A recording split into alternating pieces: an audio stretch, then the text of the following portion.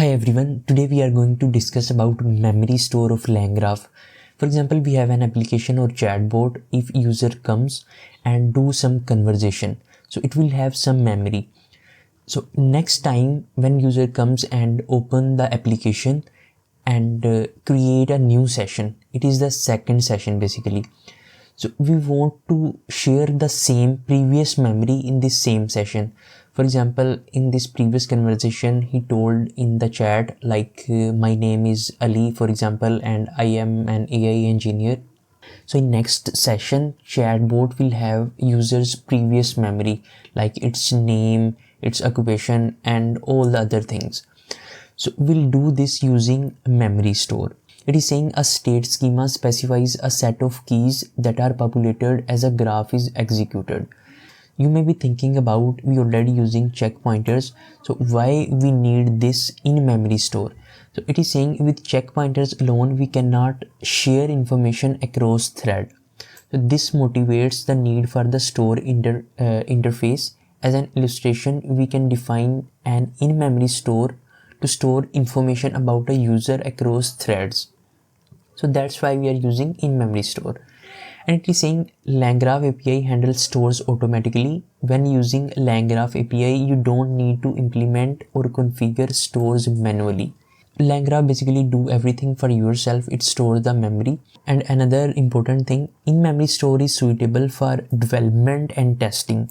For production, use a persistent store like PostgresStore or RedisStore.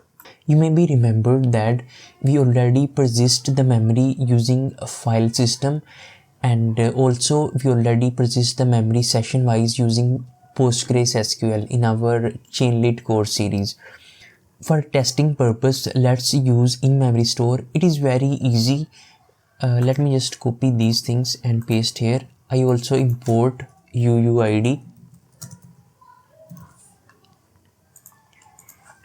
And it is saying memories are namespaced by a tuple, which in this specific example will use user ID and memories. The namespace can be any length and represent anything, does not have to be user specific. For example, it is saying user ID is 1 and it create a variable namespace for memory, and here it pass user ID, this ID, and memories. Let's also copy this one. And it is saying we use store.put method to save memories to our namespace in the store. So first of all, let's just copy this one and I will paste here.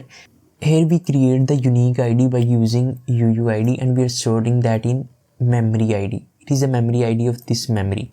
It is our memory. It is saying our food preference is I like pizza, and we are saying store.put. It is the store, and we are saying store.put namespace for memory. It is our namespace for memory. Here it is user ID and memories, and memory ID. It is a unique memory ID, and we also want to store our actual memory, and it is our memory. Let's run this. After that, we are saying we can read out memories in our namespace using store.search method. So I will copy these two lines and I will paste here. It is saying store.search, search by namespace for memory by using this. It is saying the most recent memory is the last in the list. So we want to get the last memory. So we'll use -1. Let's run it. And it print namespace is 1 and memories. It is basically the memories. And it is our unique key here, memory ID, and its values are food preference is I like pizza, and it was created at this time and updated at this time, and score is none. And it has different attribute like value, the value itself a dictionary of this memory, and key, unique key for this memory in this namespace. A namespace is basically a tuple of string, the namespace of this memory type. And it is also saying that while the type is tuple, it may be serialized as a list when converted to JSON. For example, 1, and it will show memory like this. And it has created at timestamp and updated at timestamp.